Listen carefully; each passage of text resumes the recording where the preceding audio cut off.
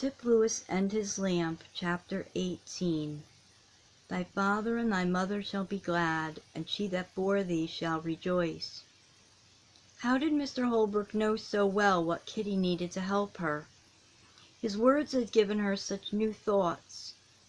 Some way it was all new to her, the idea that she had any duty to perform towards her mother.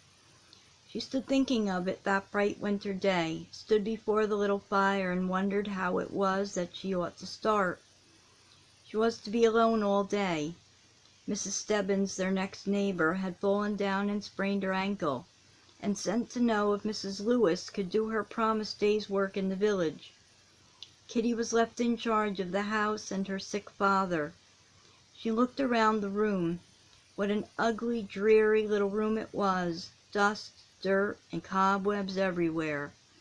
Her hood and shawl lying in one corner, her mother's apron on the floor in the middle of the room, the breakfast dishes not yet washed, the stove all spattered with grease from the pork gravy, the hearth thickly covered with ashes, the paper window curtain hanging by one tack, and on the mantelpiece behind the stove such an array of happy and apples, matches, forks, sticky spoons, broken teacups, dirty candlesticks, as would have frightened anyone less used to it than was Kitty. As she looked around her, a forlorn smile came over her face, for she thought of Mr. Holbrook's words, "When you brush up the floor or brighten the fire to please your mother." "He don't know," she said to herself, "that mother don't care for sweeping and such things. He don't know how we live. I wonder if mother would notice if things were different. What if we did live like other folks, had nice things, and kept them put up and the room swept? Suppose I try it. What could I do? I might sweep and wash off the stove, and clean off the mantelpiece. I'll just do it, and see if anybody in this house will care." No sooner that thought than commenced, Kitty went to work. The dishes were washed until they shone. Those clean dishes shouldn't go in such a disorderly cupboard. There was no help for it. The shelves must be washed. Down came the bottles and bundles, papers of this and boxes of that, which had been gathering Kitty didn't know how long, and the astonished shelves felt soap and water once more. How they were scrubbed! "Kitty," called her father from his bedroom, hearing the racket, "what are you doing?" "I'm cleaning house," answered Kitty promptly. And her father, because he didn't know what else to do, let her work. From the cupboard she went to the mantelpiece, bundled the things all up in a heap, washed it thoroughly, and put everything in order. What a day it was to Kitty! One improvement led to another, and as things began to grow clean in her hands, she grew wonderfully interested, and only stopped at noon to warm her father's gruel. It was Saturday, and Tip had gone to pile wood for Mr. Bailey. He was to get his dinner and a grammar for his pay. He had wanted a grammar all winter, so he worked with a will, and Kitty saw neither him nor her mother through all the busy day. The early sun had set long before. Kitty thought he certainly would not know that room the next morning, it was all so changed. The paper curtain was mended and tacked up in its place. The old lounge cover was mended and fastened on smoothly. The mantelpiece shone and glowed in the firelight. The two shiny candlesticks, and beside them the little box of matches, were all that remained there of the rubbish of the morning. The floor was just as smooth and clean as soap and ashes, with plenty of hot water and an old broom, could make it. Hoods and shawls and aprons and old shoes had all disappeared. Nothing was lying around. The table was drawn out, the clean, smooth plates arranged so as to hide the soiled spots on the tablecloth.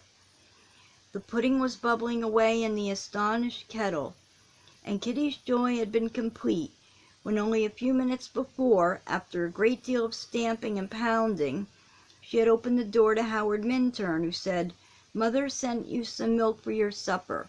Where's Tip? Isn't it cold, though? There'll be prime skating tonight. Give me the pitcher right away, please." all this in one breath. Now they would have beautiful fresh milk for supper, and if there was anything which Tip liked, it was pudding and milk. So Kitty set the old armchair in the warmest corner for her mother, fastened her father's door wide open so he could see the new room, then stirred her pudding and watched and waited. Her mother came first. Kitty's heart had never beat more anxiously than when she heard the slow, tired step on the hard snow. Would she notice anything different? In she came, tired, cross, and cold, expecting to find disorder, discomfort, and cold inside. Could anybody having eyes fail to notice the changes which had been wrought in that little room since she went out from it in the early morning? She shut the door with a little slam, and then the flush of the firelight seemed to blind her a little. She brushed her hand over her face and looked around her with a bewildered air. Kitty went over to her. Some way she felt a great kindness in her heart for her mother, a great longing to do something for her. "Is it cold, Mother?" she asked brightly. "Take that chair," pointing to the seat in the warm corner. "Supper's all ready, and I've made a cup of tea for you." Mrs. Lewis took off her hood and shawl in silence, untied her wet shoes, and placed her cold feet on the clean, warm stove hearth, took in the brightness of the room, the shiny candlesticks, the neatly spread tea table, took whiffs of the steaming tea, all in utter silence. Only when Kitty's father, looking out, said, "There's been business done here since you went away," something in her mother's voice as she answered, "I should think there had," made the blood rush warmly into Kitty's cheeks, and made her whisper to herself, as she stooped to place the wet shoes under the stove to dry, "Mr. Holbrook told me true, I do believe. I guess I have pleased Jesus today. I feel so." While she was taking up the pudding, there was a merry whistle outside, a brisk, crushing step on the snow, and Tip whizzed into the room. Oh, there was no mistaking the look of delight on his face, nor the glad ring in his voice, as he said, "Oh, Kitty! Why, Kitty Lewis, what have you been doing? Why, it looks almost as nice here as it does at Howard Minturn's." All that evening there seemed a spell upon the Lewis family. Mrs. Lewis didn't say one cross or fretful word. Indeed, she had no cause, for in Kitty's heart there was a strange new feeling of love for her mother, of longing to please and give her comfort, and never was mother waited on with a more quiet care than Mrs. Lewis received that night. This was the first coming of home comfort to the family. Tip had apples in his pocket, which Howard Minturn had given him. He roasted them before the fire, and his father ate very little pieces of them, and his mother darned stockings by the light of the candle in the clean little candlestick set on the clean little stand, and they were happy. By and by Tip brought out his grammar, and finding Kitty very much interested in examining it, said, "What if you should begin and study grammar with me?" "What if I should?" answered Kitty. So that evening she commenced her education, and though grammar was a queer study to begin with, still it was a beginning. The pleasant evening wore away. The town clock had struck 9. Kitty's father had gone quietly to sleep, and the bedroom door was shut to keep all sounds from disturbing him. Tip had taken his candle and gone. Mrs. Lewis sat toasting her feet before the dying fire. Yet still Kitty lingered. She wanted to take Tip's advice and tell her mother about her dear new friend, and this evening, of such wonderful peace, seemed the good time for doing so, but she didn't know how. If her mother would only say something to help her, and presently she did. "Kitty, what fit came over you to go to work and clear up at such a rate?" "I wanted to please you, I guess." Kitty knew that this answer would surprise her mother, and it did, into utter silence. But after what seemed to Kitty a long, long time, She spoke again. "What did you want to do that for?" Now for it. This was the best chance she could ever hope to have, and her voice trembled a little. "I wanted to please Jesus too, Mother, and Mr. Holbrook said if I did things to help you, and that you would like, he would be glad. Jesus would, you know." A little silence, and then, "I want to please Jesus all the time now because I love him, and I'm going to try to do right." It was all out now, and her heart was beating so that it almost stopped her voice.